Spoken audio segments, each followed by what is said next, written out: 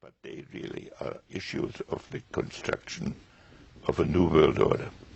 That's what this is about. And that's the sort of dialogue the Chinese are generally good at.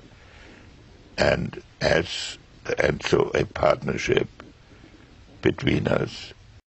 The RMB situation, you mentioned a so-called currency problem. I mean, do you see the day in the next 5 years where it's fully convertible and flexible? Well, you're talking to a person who's quite old. If I'm around in 5 years, I'd like to think that that is the case. I think we've all got to move towards that opportunity, and I think the challenge also is whether we should move towards an international currency, because the speculation and the complexity of currency has caused some of the irritation, not only among the trading nations, but among individuals. But it's not for me to say how it will happen, but I think everyone who knows how to deal with these situations is very cognizant of the problem it takes to get over it, and I think the RMB will become more convertible, but when it'll come, that is a matter for obviously the powers that be. Yuan is now an IMF reserve currency. Here's what it means. SDR world order. This is so important. The knowledge that this is truly a key building block in the construction of global government. Not a little noticed and far underreported story from last month, actually August now. The World Bank is now issuing SDR-denominated bonds in China. And that is significant because SDR bonds have been floated before, in the late 70s, early 80s. The last issue was in 1981. That was 35 years ago. Why are they bringing back SDR-denominated bonds? The essay from Zhou Xiaochuan, the governor of the People's Bank of China back in 2009, which was entitled simply Reform the International Monetary System, in which he said quite clearly the SDR has the features and potential to act as a super sovereign reserve currency. A conference convened by, guess who? The Bank for International Settlements, the European Central Bank, and the World Bank. They brought together 80 central bankers, wealth fund managers, pension fund managers, who were hobnobbing at this event at the BIS headquarters in Basel, which they convened this summit 6 years ago, and one of the papers was specifically about how to bring about Zhou Xiaochan's idea of SDR as a global currency, how to actually implement that. And their idea was SDR-denominated securities in official and private portfolios, aka SDR bond issues. This is part of a plan that was put in place after the global financial crisis and was laid out as at least 6 years ago. They are now implementing that plan under our very noses, and hardly anyone is paying attention to this. 喺2009年，財閥索羅斯同奧巴馬政府嘅金融專家通過《金融時報》去呼籲中國帶領全球統治嘅政權，即新世界秩序。奧巴馬總統應該要利用呢一次訪問北京嘅機會，向中國游說。喺2010年，當索羅斯接受年度最佳全球主義支持者獎嘅時候，索羅斯再次呼籲中國要融入全球統治政權，佢哋要承擔新世界秩序嘅利益。今日嘅中國不單只有蓬勃嘅經濟，更加係一個比美國更有效率嘅國家。索羅斯當然不單止係一個全球主義，即新世界秩序嘅中堅分子。由北京到華盛頓到倫敦 ，Globalist 都公開地推動呢一個秩序。國際主義者積極推動中國融入新世界秩序，甚至係帶領佢。索羅斯喺《金融時報》講：我認為我哋真正係需要將中國納入新世界秩序同埋金融世界秩序嘅創造。我認為需要一個新世界秩序，中國必須成為創造佢嘅一份子。喺2014年，中國同埋其他132個第三世界國家、伊斯蘭國家同埋一啲社會主義極權國家喺玻利維亞舉行 G77 高峰會議。呢個高峰會嘅主題係要求所謂嘅新世界秩序好好生活。佢哋反美國、反自由、反國家主權、反自由市場嘅慶祝活動，呼籲集體統治，目標就係表達佢所謂嘅人類新世界秩序。聯合國將會係呢一個秩序嘅核心。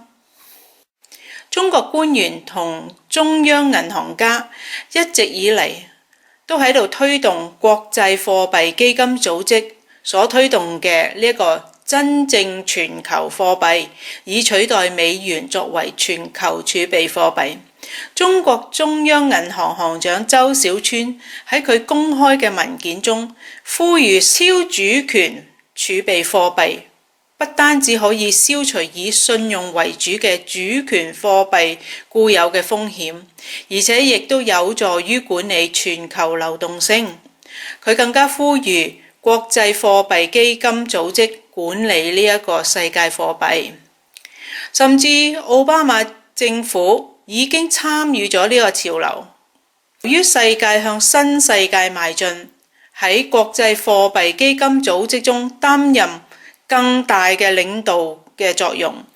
美國財長蓋特納被問及京嘅全球貨幣方案嘅時候，佢話其實佢哋都係好開明嘅。高級嘅全球主義推動大師大衛洛克菲勒喺訪問中國後，佢喺1973年喺紐約時報嘅一次演講中講，無論中國革命嘅代價有幾大，佢顯然成功地產生咗一個更有效率同埋更專業嘅行政管理，而且亦都喺促進呢一個高昂嘅士氣同埋社會目標上取得成功。佢表示，毛主席領導下嘅中國社會實驗係人類歷史上最重要同埋最成功嘅事情之一。喺1971年，聯合國承認中華人民共和國是中國唯一的合法政權，驅逐咗呢個中華民國，成為強而有力嘅安理會5個否決權嘅常任理事國之一。不單止發表咗對世界各國具有約束力嘅決議，亦都授權可以採取軍事行動嘅決定。聯合國國際電信聯盟選出咗中國共產黨員趙厚麟率領國際電聯。呢個組織係促進國際合作分配衛星軌道，監督全球無線電頻譜嘅使用，並且促進同埋發展全球嘅呢個技術嘅標準。聯合國世界衛生組織亦都係選出呢個中國共產黨員陳馮富珍為世衛組織嘅幹事。聯合國國際民航組織喺2015年亦都係由中共中央嘅劉芳博士擔任佢嘅秘書長，長達3年嘅任期。聯合國教科文組織喺2013年11月選出咗第1屆大會主席，任期2年，係由前北京教育部副部長郭平主持。喺2014年，亦都任命習近平的妻子彭麗媛擔任女性教育特使。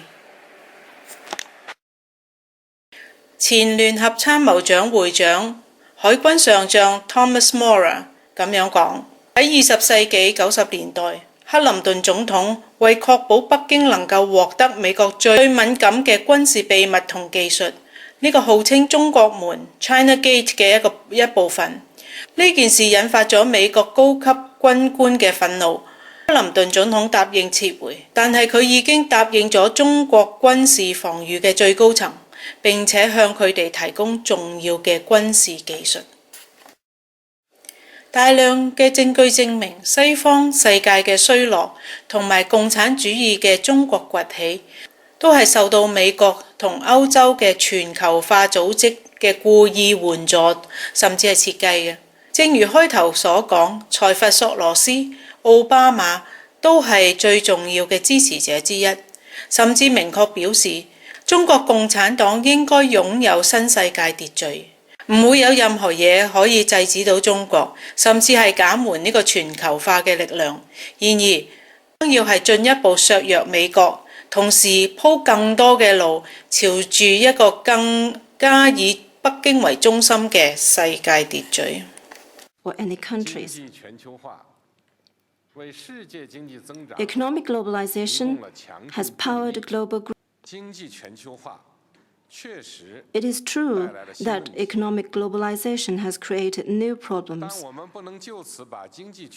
But this is no justification to write off economic globalization altogether.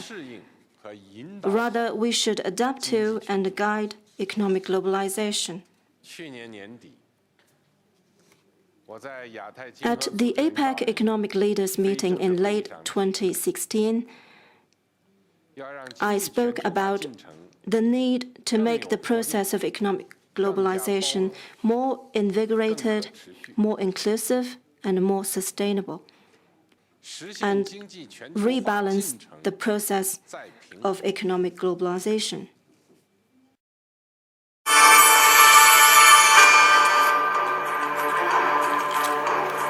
这是一个能够与国家抗衡的神明家族。200多年间，每天的黄金客单价由他们制定，一个多世纪的世界经济命脉被他们牢牢地握在手中。